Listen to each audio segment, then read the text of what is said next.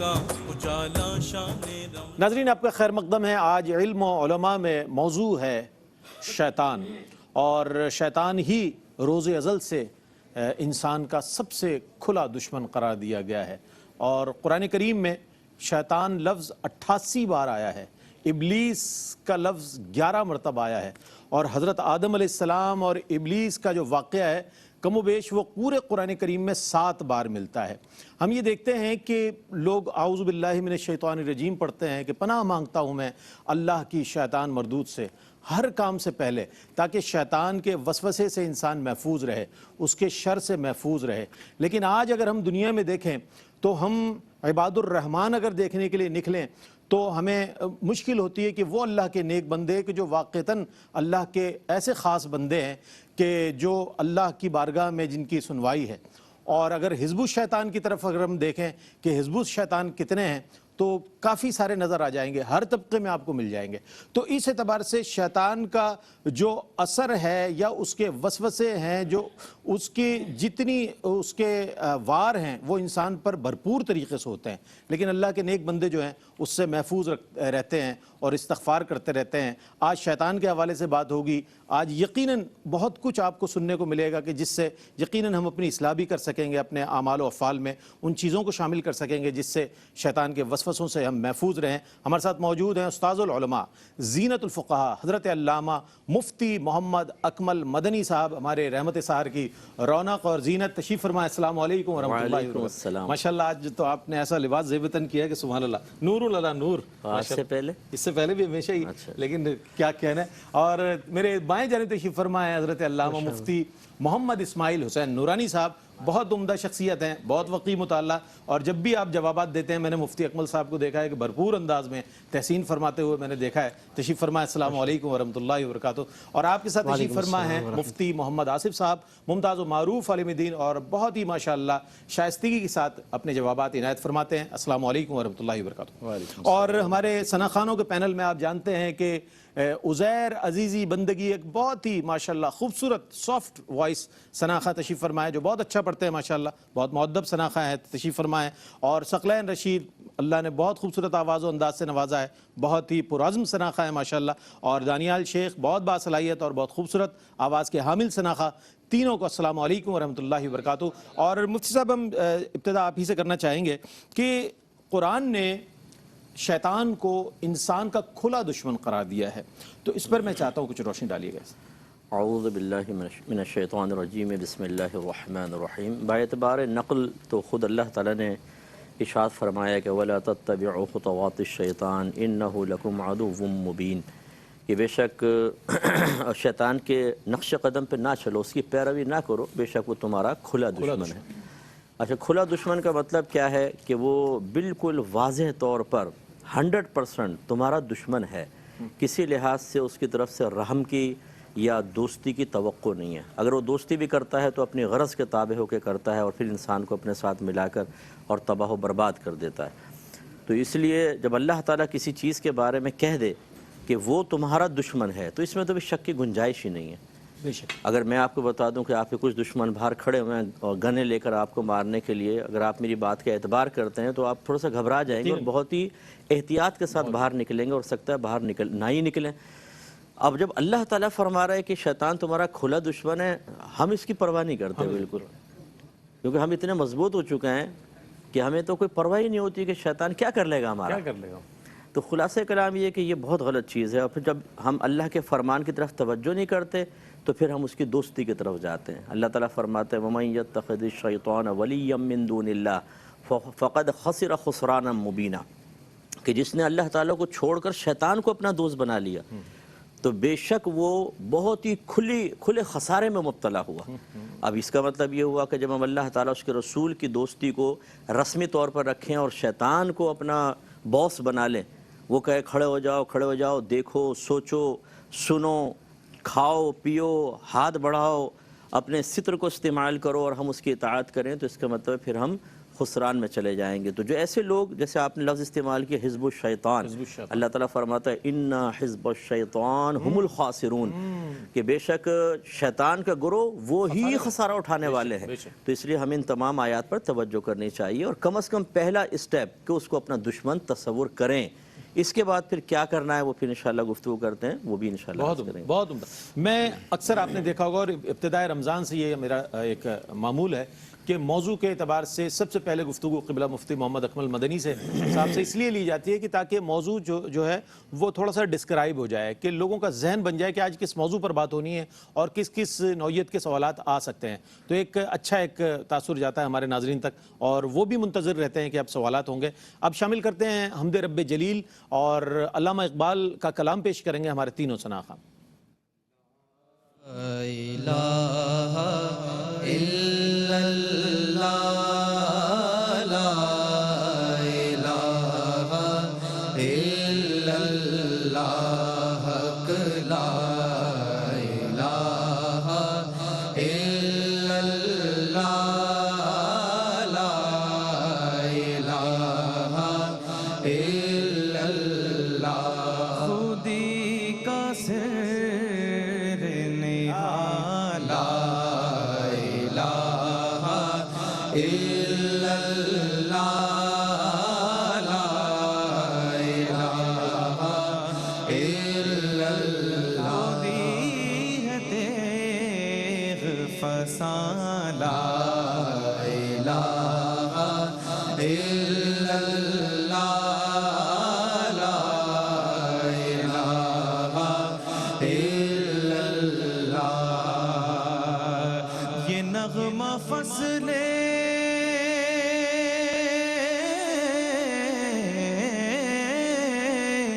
یہ نغمہ فصل گلو لالا کا نہیں پابند، بہار ہو کے خزاں، لا الہ الا اللہ، لا الہ الا اللہ، حق لا الہ الا اللہ، لا الہ الا اللہ، یہ دور اپنے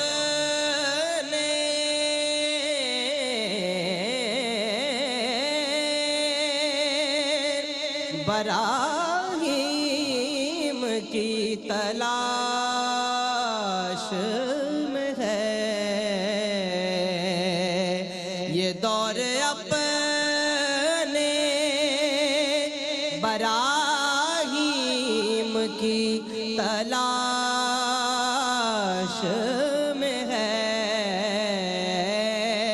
صنم کدا ہے جہاں، لا الہ الا اللہ، لا الہ الا اللہ، حق لا الہ الا اللہ، لا الہ الا اللہ، اگرچہ بت ہیں جماعت کی آستینوں میں، اگرچہ بت ہیں جماعت کی آستینوں میں، مجھے ہے حکم اذاں، لا الہ الا اللہ، لا الہ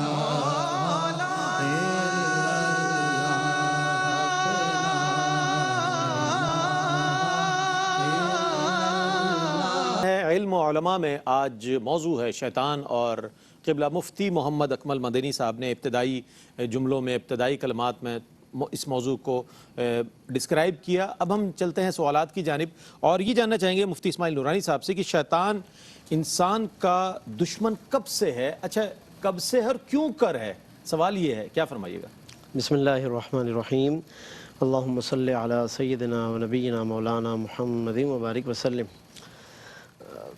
قرآن مجید میں جن مقامات پر اللہ رب العالمین نے حضرت آدم علیہ السلام کا واقعہ، آپ کی تخلیق کا واقعہ اور فرشتوں کو جو سجدے کا حکم ہوا، یہ تفصیلات جہاں اللہ رب العالمین نے بیان فرمائی ہے، اس کے تحت مفسرین نے کچھ واقعات لکھے ہیں۔ ان واقعات کی روشنی میں جب ہم غور کرتے ہیں تو اس سے یہ بات واضح ہوتی ہے کہ یہ دشمنی اس کی بنیادی طور پر کس سے ہے، کب سے ہے، کس وجہ سے ہے، اور پھر اس کے کیا کیا دیگر تفصیلات ہیں۔ خلاصہ اس کا یہ ہے کہ حضرت آدم علیہ السلام کی تخلیق اور آپ کی پیدائش سے بہت عرصہ قبل اللہ رب العالمین نے فرشتوں کو آسمانوں پر بسایا اور زمین پر جنات کو بسایا، ان کو یہاں پر آباد کیا، اور ظاہر ہے کہ عبادت کا حکم تھا تو فرشتے تو اس کے مطابق ہمیشہ سے عبادت ہی کرتے چلے آ رہے ہیں۔ البتہ جنات ایک عرصے تک تو عبادت پر اور حکم ربی پر قائم رہے، لیکن اس کے بعد پھر زمین پر وہ باہم دست و گریباں ہوئے اور خوب ان کے درمیان فساد برپا ہوا اور بے انتہا وہ جھگڑنے لگے، جس کی بعد شیطان یعنی جو کہ پہلے اس کا نام عزازیل تھا اور وہ مقرب بارگاہ تھا، اس کو ایک خدمت سپرد کی گئی کہ تم جا کر کے فرشتوں کو ساتھ لے کر زمین پر جا کر کے ان جنات کو مختلف ویرانوں اور دیگر جگہوں کی طرف ان کو دھکیل دو یا الگ کر دو اور زمین کو تم عبادت سے آباد کرو۔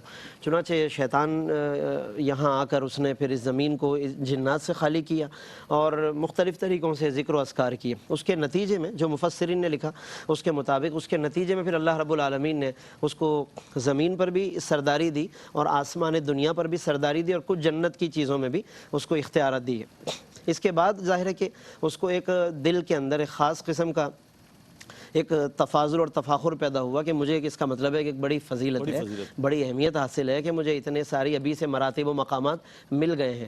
اب جب سب کچھ اس کے دل میں یہ طے ہو چکا کہ میں سب سے افضل ہوں اور بہتر ہوں، کہ مجھے یہ سب سرداریاں اور اختیارات ملے ہیں، تو اس کے پھر ایک عرصے کے بعد اللہ رب العالمین نے جب فرشتوں کے درمیان یہ اعلان فرمایا انی جاعل فی الارض خلیفہ، کہ میں زمین میں خلیفہ بنانے والا ہوں، حضرت آدم علیہ السلام۔ اب یہاں سے جو اس کے ارمان تھے، شیطان کی جو توقعات اور امیدیں تھی، فضیلت کی جو تصورات تھے، وہ سب کے سب اس کو ختم ہوتے دکھائی دینے لگے، اور بجائے اس کے کہ اللہ رب العالمین کے اس فیصلے پر راضی ہوتا اور اس کی حکمتوں میں غور کرتا اور جو کچھ بھی معاملات تھے اللہ رب العالمین کی حکمتوں کے، وہ اس کی طرف جانے کے بجائے یہاں سے پھر حسد شروع ہو گیا، اور پھر حسد اور دشمنی اور عداوت کی یہاں سے بنیاد پڑی۔ اسی وجہ سے اس نے سجدہ بھی نہیں کیا۔ جب فرشتوں کو حکم ہوا سجدہ کرو، اس نے سجدہ بھی نہیں کیا۔ پوچھا گیا تم نے سجدہ کیوں نہیں کیا؟ تو اس نے کہا کہ انا خیر منہ، میں ان سے بہتر ہوں، خلقتنی من نار وخلقتہ من طین، مجھے تم نے آگ سے پیدا کیا اور انہیں مٹی سے پیدا کیا۔ تو اس کے اندر بھی پھر علماء نے تفسیرات بیان فرمائی۔ تو یہاں سے خلاصہ یہ ہے کہ عداوت کی اور دشمنی کی بنیاد تو یہاں سے ہوئی حضرت آدم علیہ السلام سے، پھر ظاہر ہے کہ حضرت آدم سے جب ہوئی تو پھر اولاد آدم سے بھی، اور اس نے شیطان کو جب مردود بارگاہ کیا گیا تو اس نے جاتے جاتے کہا تھا یہ کہ میں اس طرح سے آدم کی اولاد کے ساتھ میں معاملہ کروں گا، ان کو گمراہ کروں گا، بھٹکاؤں گا، لأزینن، ان کے لیے دنیا کو زینت بناؤں گا خوبصورت بنا کر۔ تو یہ اس نے بہرحال اپنی دشمنی کا اظہار کیا۔ تو خلاصہ اگر کیا جائے تو ایک تو یہ کہ تخلیق، اور ایک ہے تکریم، اور ایک ہے تسکین۔ یہ تین لفظوں کے ذریعے سے ہم اس جواب کو سم اپ کر سکتے ہیں۔ تخلیق آدم سے ظاہر ہے کہ اس کو عداوت ہوئی کہ انہیں پیدا ہی کیوں کیا جا رہا ہے، پھر پیدا کرنے پر ہی تسلی نہیں تھی کہ چل جائے گی، پھر تکریم انہیں دے دی گئی، حضرت ان کے آگے سجدے، پھر ابھی عداوت بھڑک ہی رہی تھی کہ تسکین یعنی جنت میں انہیں ٹھہرایا گیا، تو یہ اس کے لیے اور زیادہ ظاہر ہے کہ تکلیف کا باعث تھا۔ تو یہ تمام چیزیں اس کے لیے عداوت کا باعث بنی اور پھر آگے تک یہ سلسلہ چلتا چلا۔ اچھا، یہ بہت اچھا کلام فرمایا۔ مفتی صاحب کیا فرمائے گا شیطان کی ذریت سے کیا مراد ہے؟ میں چاہتا ہوں اس پر کچھ روشنی ڈالیے گا۔ اعوذ باللہ من الشیطان الرجیم، بسم اللہ الرحمن الرحیم۔ ذریت کا لغوی معنی اگر ڈکشنری میں دیکھیں گے تو وہ چھوٹے بچوں پر اس کا اطلاق ہوتا ہے، لیکن کلام عرب میں چھوٹے اور بڑے، قلیل و کثیر پر اس کا اطلاق ہوتا ہے، اور اولاد کے علاوہ مجازاً متبعین پر بھی ذریت کا اطلاق ہوتا ہے۔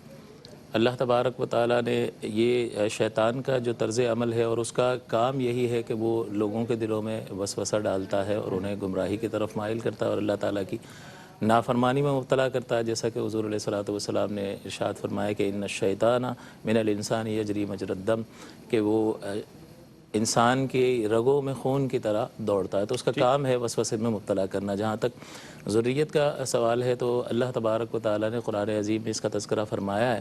چنانچہ جب اللہ تعالیٰ نے سجدے کا حکم دیا اور ابلیس نے انکار کیا تو اللہ تعالیٰ نے فرمایا کہ کان من الجن ففسق عن امر ربی، وہ جن میں سے تھا اور اس نے اپنے رب کی نافرمانی کی۔ افتتخذونہ وذریتہ اولیاء من دونی وہم لکم عدو، کہ کیا تم اسے اپنا دوست، اسے اور اس کی ذریت کو اپنا دوست بناتے ہو مجھے چھوڑ کر، حالانکہ وہ سب تمہارے دشمن ہیں۔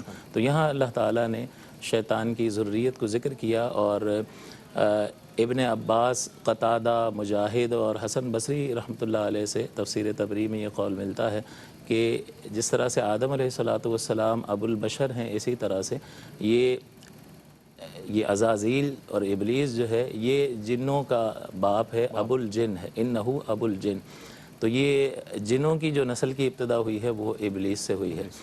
اب ان کا کام وسوسوں میں مبتلا کرنا ہے، اور اس کی جو ذریت ہے وہ بھی مختلف اس کی ڈیوٹیاں ہیں، اور آخری اس کا کام یہی ہے کہ انسان جب اس دنیا سے رخصت ہو تو اس کا ایمان سلب کرنے میں وہ کامیاب ہو جائے، اور احادیث جو ہے اس میں یہ مضامین موجود ہیں، اور مختلف قسم کے شیطانوں کے مختلف نام ہیں اس کی ذریت کے، اور اس کی مختلف ڈیوٹیاں ہیں۔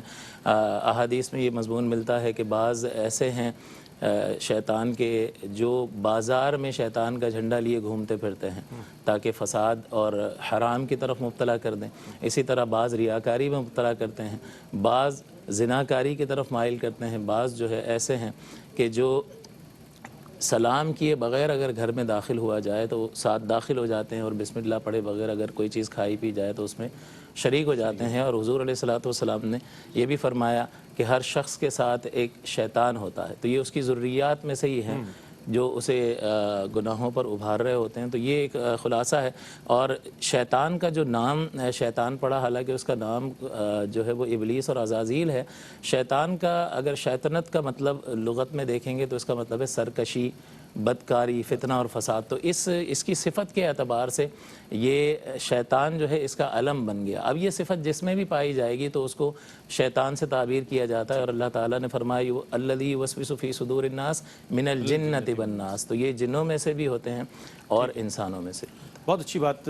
ہم چاہیں گے کہ یہ شیطان کے جو وساوس ہوتے ہیں، مکر و فریب ہوتے ہیں، کس طرح انسانوں کو مکر و فریب میں مبتلا کرتا ہے اور وساوس ڈالتا ہے، میں چاہوں گا کچھ ارشاد فرمائیے۔ یہ اللہ تبارک و تعالیٰ نے اس کو ہمارے قلب پر دعوت کا اختیار دیا ہے، اس سے زیادہ کوئی اختیار نہیں ہے۔ ایسا نہیں ہے کہ وہ پکڑ کے ہمیں جپھی ڈال لے، اگر ایسا ہوتا تو کسی کو مسجد تک ہی نہ جانے دیتا، وہیں سے اٹھا کے باہر پھینک دیتا۔ حالانکہ طاقت بہت ہے جنات کے اندر، زبردست قسم کی، لیکن شیطان کو اتنی ہم پر یہ اختیار دیا۔ ہاں کبھی کبھی ایسا ہوتا ہے کہ چھو کر یہ مخبوط الحواس کر دیتا ہے، جیسے سود والوں کے بارے میں اللہ نے قرآن پاک میں بیان فرمایا۔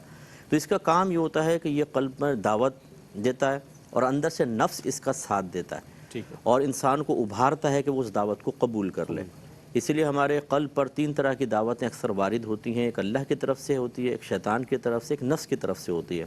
انسان کو ان تینوں میں فرق اچھی طرح جاننا چاہیے، اور پھر جو شیطان کی دعوت ہے اس سے بچنے کی کوشش کرنی چاہیے۔ تو اس لیے حضرت ابن عباس رضی اللہ تعالی عنہ ارشاد فرماتے ہیں کہ شیطان انسان کے قلب میں وساوس ڈالتا ہے، لیکن جب وہ ذکر الہی کرتا ہے، جب وہ اللہ تبارک و تعالیٰ کو یاد کرتا ہے، استغفار کرتا ہے، تو یہ پیچھے ہٹ جاتا ہے اور اس کے بعد دوبارہ آ جاتا ہے۔ تو خلاصہ کلام یہ ہے کہ انسان کو غور کرنا چاہیے کہ میرے قلب پر جو دعوتیں وارد ہو رہی ہیں وہ کس کی ہیں، یہ شناخت بہت ضروری ہے۔ اور پھر اس کا دعوت کا رد کا طریقہ یہی ہے کہ جب یہ دعوت دیتا ہے تو پوری ہمت کے ساتھ اس کو قبول نہ کیا جائے۔ اگر وہ میں نماز پڑھنے کا ارادہ کر رہا ہوں، اس کو فوراً پتہ چل جاتا ہے، یہ اللہ نے اس کو ایک طاقت دی ہے کہ یہ قلبی احوال پر واقف ہو جاتا ہے۔ اب یہ کہنا کہ جی اگر نبی کے لیے تم یہ مان لو کہ وہ قلبی احوال پہ واقف ہو جاتا ہے یا مرشد، تم شرک ہو جائے گا، شیطان کے لیے تسلیم شدہ ہے، یہ بھی ایک عجیب و غریب بات ہے۔ تو یہ تو غیبی امور ہیں جو بعض اوقات اللہ تعالیٰ مخلوق پر ظاہر فرما دیتا ہے، تو ابھی ہم سوچتے ہیں اور شیطان کو پتہ چل جاتا ہے اور وہ وار کرنا شروع کرتا ہے۔ اب یہ ہمارا کمال ہے کہ ہم اپنے نبی کے طریقے پہ چل کے اس وار کو کاٹ دیں، اور یا پھر شیطان کی دوستی کو ثبوت دیتے ہوئے اس کو قبول کر لیں۔ کیا بات ہے، مفتی صاحب نے جواب مکمل فرمایا، لیکن ایک اور سوال ہے وہ بھی پیش کروں گا، ایک مختصر سا وقفہ ہے، وقفے کے بعد لوٹتے ہیں، مجھے امید ہے آپ کا اور ہمارے ساتھ رہے گا۔ خیر مقدم ہے آپ کا، اور آج علم و علماء میں جو موضوع ہے وہ ہے شیطان۔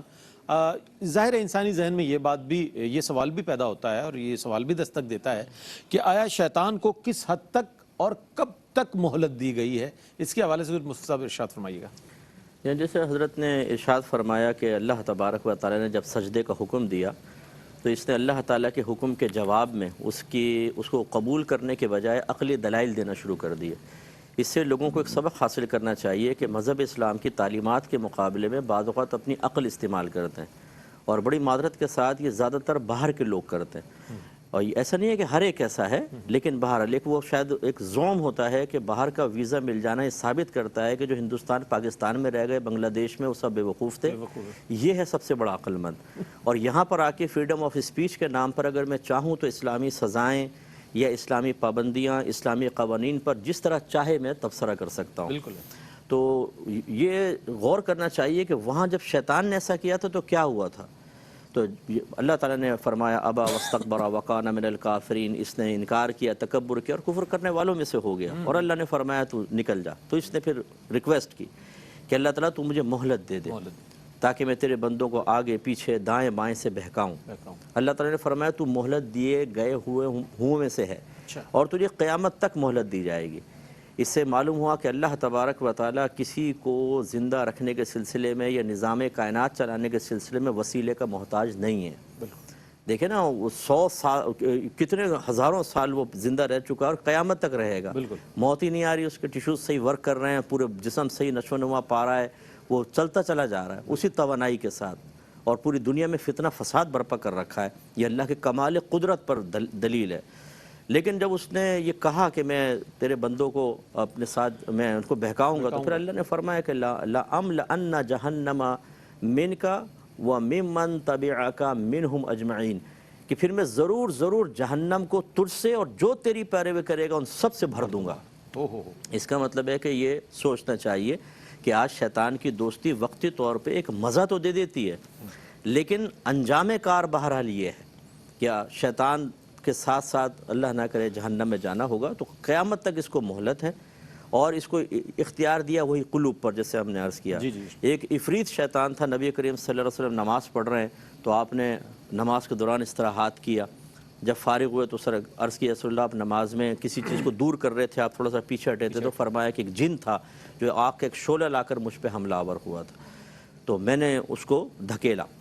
اور پھر ایک روایت میں سرکار نے ارشاد فرمایا کہ میں نے چاہا کہ اس کو پکڑ کر مدینے کے ستون کے مسجد کے ستون کے ساتھ باندھوں اور صبح مدینے کے بچے اس کے ساتھ کھیلیں، لیکن اپنے بھائی سلیمان کی دعا مجھے یاد آ گئی۔ اس کا مطلب ان میں بعض اتنے سرکش اور اتنے بڑے شیطان ہیں کہ وہ نبی کریم پر حملہ آور ہونے کی کوشش کی۔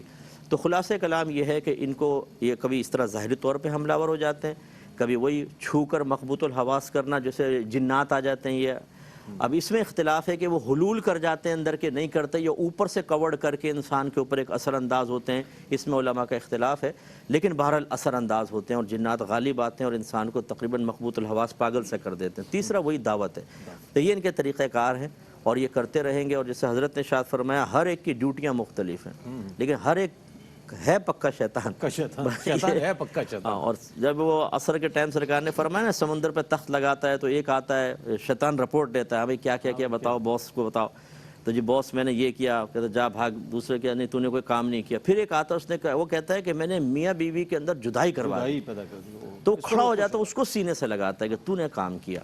تو اس لیے ہمارے بہن بھائیوں کو سمجھنا چاہیے، خصوصاً وہ مطلب میاں بیوی جو ایک طرف سلطان راہید مصطفیٰ قریشی کا کردار ادا کر رہے ہیں، اور بچے سہمے ہوئے ٹیبلوں کے نیچے سے اپنے والدین کی فائٹ دیکھ رہے ہیں، ان کے چہرے پہ پھیلے ہوئی کرختگیوں کو۔ خدا را یہ شیطان کی سب سے بڑی خواہش ہے کہ آپ میں جدائی ہو جائے۔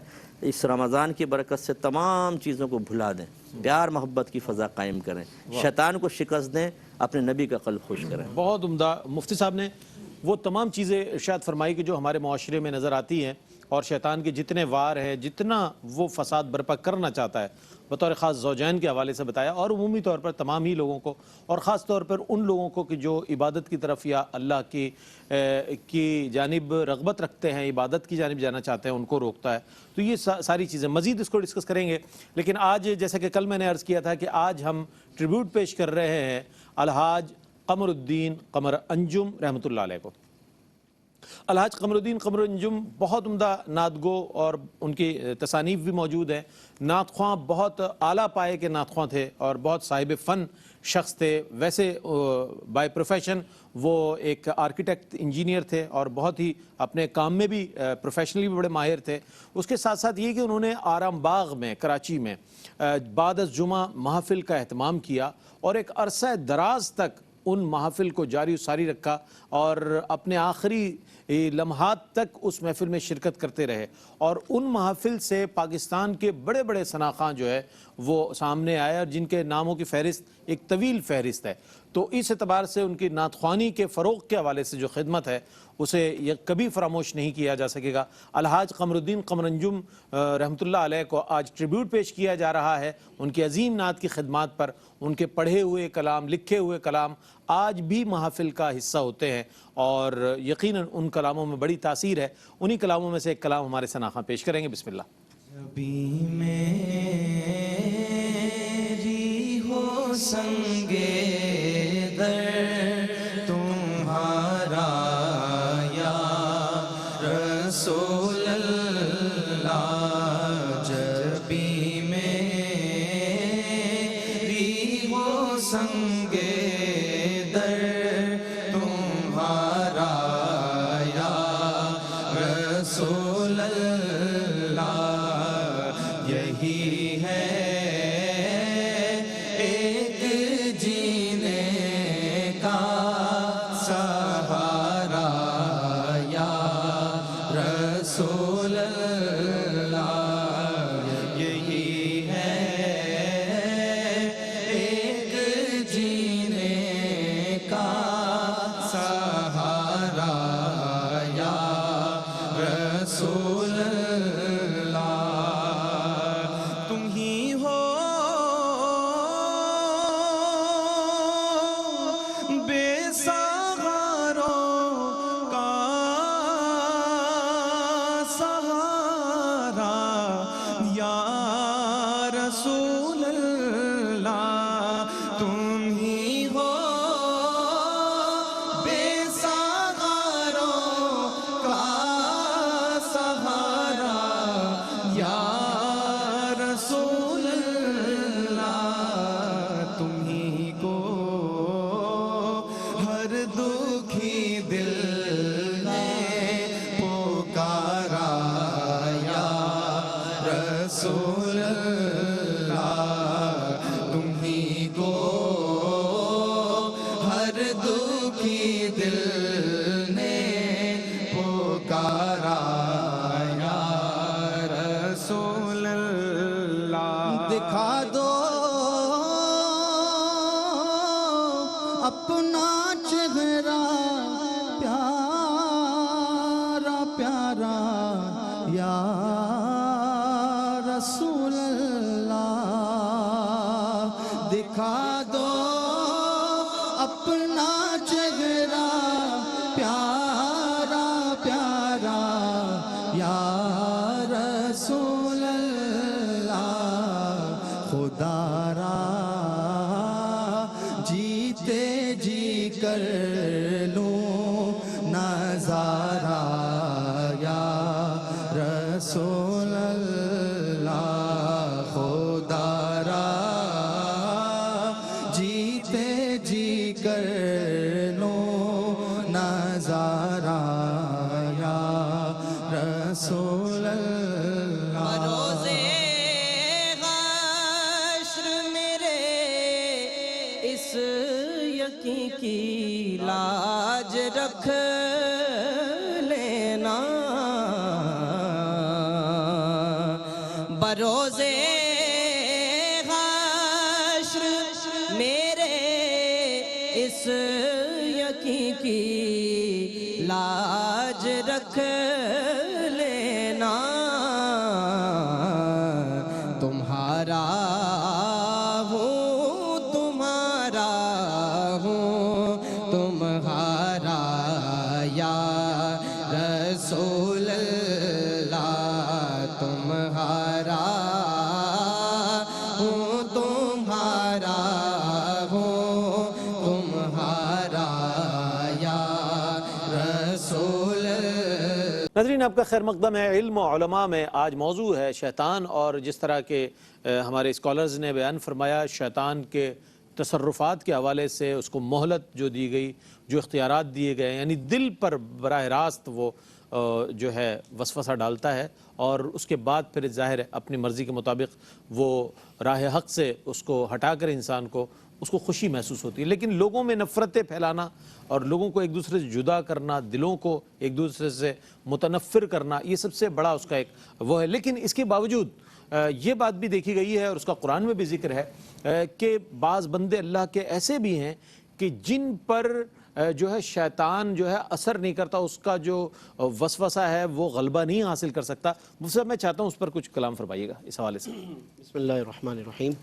جی یقیناً قرآن مجید میں جہاں دیگر واقعات اس تعلق سے مذکور ہیں اور اس نے جس انداز سے اللہ رب العالمین سے بات کی کہ میں لوگوں کو گمراہ کروں گا، تو وہیں پر اس وضاحت کو خود اس نے اس وقت بھی اللہ کے سامنے واضح کر دیا، عرض کر دیا کہ سوائے ان افراد کے کہ ان پر میرا وار نہیں چل سکے گا. اس کو بھی اللہ رب العالمین نے بطور خاص قرآن مجید میں بیان فرمایا تاکہ لوگوں کو یہ بات بھی پتہ چل جائے کہ کون سے ایسے لوگ ہیں، کون سے ایسے اللہ کے بندے ہیں کہ جن سے شیطان بھی گھبراتا ہے اور وسوسہ اندازی یعنی کوشش کرنا ایک الگ بات ہے، جیسا کہ قبلہ مفتی صاحب نے بھی ذکر فرمایا، یعنی وہ اپنی کوشش ضرور کرتا ہے لیکن وہ کامیاب اس میں نہیں ہوتا. انہی کا پھر اللہ رب العالمین نے ذکر فرمایا. چنانچہ سورۃ الحجر میں آیت نمبر 39 اور 40 میں اس کی تفصیل موجود ہے کہ شیطان نے کہا اللہ کی بارگاہ میں کہ قال رب بما اغویتنی لازینن لهم فی الارض ولاغوینہم اجمعین، کہ اے پروردگار میں ان تمام لوگوں کو گمراہ کروں گا. پھر آگے کہتا ہے الا عبادک منہم المخلصین، مگر وہ تیرے بندے کہ جنہوں نے اپنے آپ کو خالص کر لیا اور اپنے آپ کو عبادت میں متوجہ کر لیا اور انہوں نے اپنے آپ کو ہر قسم کی آلائشوں سے پاک کر لیا، تو ایسے بندوں پر میرا وار نہیں چل سکے گا. تو یہ وہ بنیادی بات ہے عبادک منہم المخلصین. اس کی تفسیر میں پھر مفسرین نے عباد صالحین کے جو اوصاف ہیں وہ بیان کیے، اور ان میں ظاہر ہے سب سے پہلے نمبر پر تو انبیاء علیہ السلام. مخلصین اور مخلصین کا ذرا فرق میں چاہتا ہوں. جی یہ عربی اعتبار سے اس میں فاعل اور اس میں مفعول کے اعتبار سے فرق بیان کیا جاتا ہے. مخلص اس شخص کو کہتے ہیں کہ جو اپنے آپ کو خالص کر لے، اللہ رب العالمین کی عبادت کے لیے وقف کر لے، اور مخلص چونکہ اس میں مفعول ہے تو اس کا مطلب ہے کہ اللہ رب العالمین نے جس کو خالص فرما لیا یا جس کو چن لیا ہے. عام طور پر مخلصین کا مفہوم چن لینے سے بھی تعبیر کیا گیا ہے، تو منتخب شدہ، جیسے منتخب کیے ہوئے افراد کی طرف اس میں اشارہ ملتا ہے. ایک بات میں یہ عرض کرنا چاہ رہا ہوں اس میں کہ جب یہ بات واضح ہو گئی کہ ایسے افراد کے جن پر شیطان خود گھبراتا ہے وسوسہ کرنے سے، تو آپ یہ دیکھیے کہ اللہ رب العالمین نے پھر انہی کو صراط مستقیم کی یوں سمجھ لیں کہ ایک طریقے سے حفاظت کی ذمہ داری بھی عطا فرما دی. کیونکہ شیطان نے یہ بھی کہا تھا 8ویں پارے اور سورۃ الاعراف کے مطابق لَأَقْعُدَنَّ لَهُمْ صِرَاطَكَ الْمُسْتَقِيمَ، کہ میں سیدھے راستے پہ بیٹھا رہوں گا. اب چونکہ صراط مستقیم ظاہر ہے کہ واحد راستہ ہے جو اللہ تک پہنچنے کا ہے، پھر اگر وہ واحد راستہ ہی پر خطر ہو جائے تو عام لوگ گزریں گے کیسے اس سے؟ تو اللہ نے پھر انہی نیک لوگوں کو محافظ بنا دیا وہاں کا. فرمایا صراط الذین انعمت علیہم، یہ صراط مستقیم انہی بندوں کا راستہ ہوگا جن پر اللہ نے انعام فرمایا، کیونکہ انہی سے شیطان کو خوف ہے تو یہ محافظ ہیں. لہٰذا اولیاء اللہ محافظ ایمان ہیں، ان سے دور کرنے کے بجائے ان کے تو قریب آنے کی ضرورت ہے. ان سے ڈرنا یا ان سے خوف کھانا معاذ اللہ یہ تو پھر شیطان کی طرفداری ہو جائے گی. لہذا اولیاء کے دامن میں پناہ لینا، ان کے یعنی نقش قدم پر چلنا، یہ اصل میں سمجھتا ہوں کہ ذریعہ بن سکتا ہے. اہل اللہ کے طریقے کو دیکھنا، ان کی سیرت کو پڑھنا، یہ شیطان سے بچنے کا بہترین طریقہ ہو. اچھا مفتی صاحب، میں نے ذکر کیا تھا ابھی نفرت کے حوالے سے، خواہ وہ زوجین میں ہو، معاصرین میں ہو، وہ دیگر طبقات میں ہو، شیطان کا جو سب سے اہم مقصد جو ہے وہ یہ ہے کہ لوگوں کو ایک دوسرے سے دور کر دے، نفرتیں پیدا کر دے. کیا فرمائیے گا اس مقصد کے حوالے؟ شریعت مطہرہ کا مطلوب جو ہے وہ اتحاد امت ہے، جیسا کہ اور اس سے ایک مقصد حاصل کرنا ہے کہ دین کا غلبہ بغیر اتحاد امت کے ممکن نہیں ہے. اللہ تبارک و تعالیٰ نے قرآن عظیم میں ارشاد فرمایا هو الذی ارسل رسولہ بالہدی ودین الحق لیظہرہ علی الدین کلہ. تو اللہ تبارک و تعالیٰ کے یہ دین جو ہے وہ غالب ہو کر ریاستی سطح پر اپنی تمام تر برکات کو ظاہر کرنے کے لیے آیا ہے۔ ابتدائی دور کے اندر جب انسان غاروں میں رہتا تھا، اتنا تہذیب نے ترقی نہیں کی تھی، تو اس وقت جتنے احکام کی ضرورت تھی اتنے احکام اتار دیے گئے۔ جیسے جیسے انسان تہذیبی طور پر ترقی کرتا رہا، اللہ تعالیٰ کے انبیاء کرام آتے رہے، اس کی ہدایات آتی رہیں، سابقہ منسوخ ہوتی رہیں، پھر کامل ہدایت جو ہے قیامت تک کے لیے اللہ تعالیٰ نے یہ دین محمدی بھیج دیا، اور یہ ریاستی سطح پر اپنی تمام تر برکات کو، یعنی انفرادی سطح سے لے کر خاندانی سطح سے لے کر معاشرتی سطح سے لے کر ریاستی سطح پر جو ہے اپنی تمام تر برکات کو ظاہر کرنے کے لیے آیا، اور اس کے لیے اتحاد امت کی بہت زیادہ ضرورت ہے۔ رحمت دو عالم صلی اللہ علیہ وسلم نے یہی وجہ ہے کہ بیان فرمایا کہ کوئی بھی مسلمان جو ہے کسی مسلمان سے تین دن سے زیادہ قطع تعلق نہ کرے، اور اسی طرح حضور علیہ الصلوۃ والسلام نے فرمایا کہ نہ کوئی شخص کسی سے حسد رکھے، نہ بغض رکھے، اور نہ ہی قطع تعلق رکھے، کہ اے مسلمانوں آپس میں بھائی بھائی بن جاؤ۔ اسی طرح حضور علیہ الصلوۃ والسلام نے یہ ابھارنے کے لیے، ترغیب دلانے کے لیے، اور اتحاد امت جو کہ ضرورت ہے غلبہ دین کے لیے، اس پر ابھارنے کے لیے حضور نے فرمایا کہ قیامت کے دن سب سے زیادہ فضیلت اس شخص کو حاصل ہوگی کہ جو لوگوں کے لیے زیادہ نفع کا باعث ہے۔ اور ظاہر سی بات ہے کہ جب کوئی شخص کسی کو نفع پہنچاتا ہے تو دل میں محبت پیدا ہوتی ہے، اور یہ مقدمات میں سے ہے اتحاد امت کے لیے۔ اور حضور نے بھی فرمایا کہ تحفہ دو، آپس میں محبت پیدا ہوگی۔ اور اسی طرح حضور نے فرمایا کہ قیامت کے دن وہ شخص اللہ تبارک و تعالیٰ کے بہت زیادہ مقربین بارگاہ میں سے ہوگا جو صلح جوئی کی کوشش کرتا رہتا ہے۔ تو یہ اتحاد امت جو ہے وہ مطلوب شرع ہے، اس لیے کہ دین نے غالب ہونا ہے، اور شیطان جو ہے وہ اسی کو ٹارگٹ بناتا ہے، جیسا کہ مفتی صاحب نے بھی ذکر کیا کہ وہ اپنا دربار لگاتا ہے اور مختلف قسم کے کارنامے بیان کیے جاتے ہیں، اور اس میں اس بات کو ذکر کیا گیا کہ جو زوجین میں جدائی کا سبب بنا اس کو اس نے بہت زیادہ سراہا۔ اس کا مطلب یہ وہی انتشار اور افتراق جو ہے اس کے نزدیک یہ ٹارگیٹ ہے جس کی وجہ سے اتحاد امت پارا پارا ہوگا، اور نتیجتاً یہ چاہتا ہے کہ اللہ تبارک و تعالیٰ کا دین غالب نہ ہے، تو اس وجہ سے اس کا مقصد اصلی یہی ہے کہ انتشار پیدا کیا جائے۔ اور جس طرح مفتی صاحب سے ہم نے سوال کیا تھا کہ آپ وہ کون سے بندے ہیں کہ جن پر یہ غالب نہیں آتے اس کے وسوسے، اچھا مفتی صاحب وہ کون لوگ ہیں کہ جن پر شیطان غالب آ جاتا ہے، وہ کیا وجوہات؟ میں چاہتا ہوں صاحب کی مسکراہٹ بہت ماشاءاللہ اس پر۔ بس وہ جو دیکھیں، جو اللہ تعالیٰ اس کے رسول کی اطاعت سے منہ موڑے گا، اسے بوجھ سمجھے گا، جو اس اطاعت کی طرف مائل کرنے والا ہے اس پہ غصے کا اظہار کرے گا، اس کی شکل دیکھ کے اپنے ساتھی کو کونی مارے گا، نکل مولوی آ رہا ہے، کلٹی ہو جائے گا، یا اس سے ناراضگی کا اظہار کرے گا کہ تمہیں اپنی قبر میں جانا ہے، ہم نے اپنی قبر میں جانا ہے، زیادہ مولوی نہ بنو، جمعہ 8 دن ہوئے اور یہ، یا اگر کوئی بغیر داڑھی والا تبلیغ کرنے کے پہلے داڑھی تو رکھ لے پھر ہمیں تبلیغ کرنا، یعنی اس سے پہلے تو کچھ سمجھانے کی کوشش ہی نہ کرو۔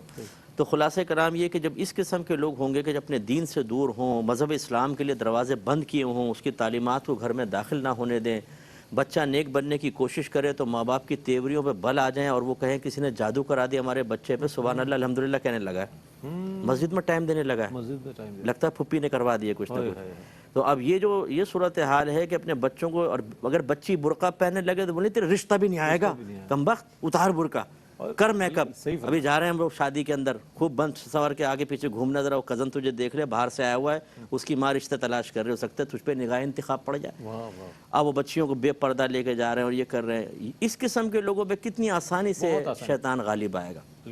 جو دین سے متنفر ہے، دین سے بیزار ہے، جو پوسٹر اٹھا کے کہے کہ میرا جسم میری مرضی، تو پھر وہ یقینی سی بات ہے کہ قوم کی بچیاں دیکھ کر وہ جو وہی جو انہوں نے کہا کہ یہ دیکھیں، بعض جگہ علماء فرماتے ہیں بعض جگہ شیطان کو آنے کی ضرورت ہی نہیں ہے، جو انٹرنیٹ پر بیٹھ کر لوگوں میں فحاشی عام کر رہا ہو، ان کے اندر گندگی عام کر رہا ہو، ان کے ذہنوں کو گندا کر رہا ہو، گندا لٹریچر، گندی چیزیں ڈال رہا ہو، تو وہ تو شیطان کہہ گئے تو اپنا شاگرد تو یہاں بیٹھا ہوا ہے انسانی روپ میں، کیا ضرورت ہے؟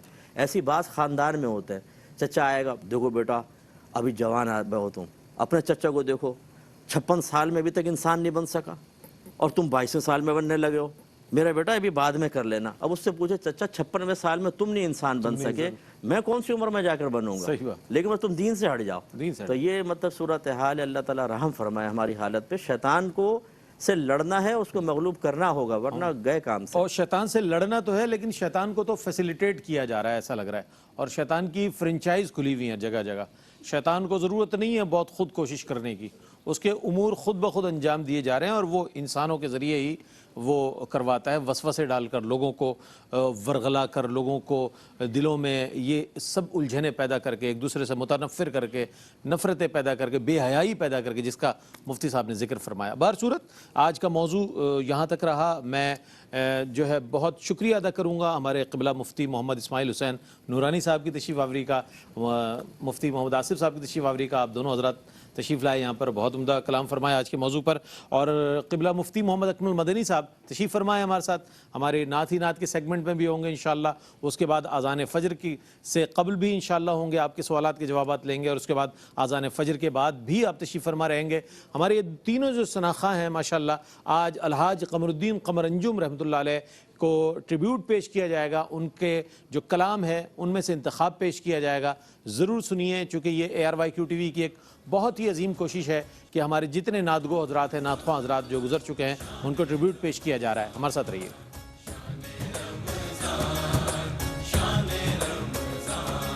ہے مومنوں کے دل کا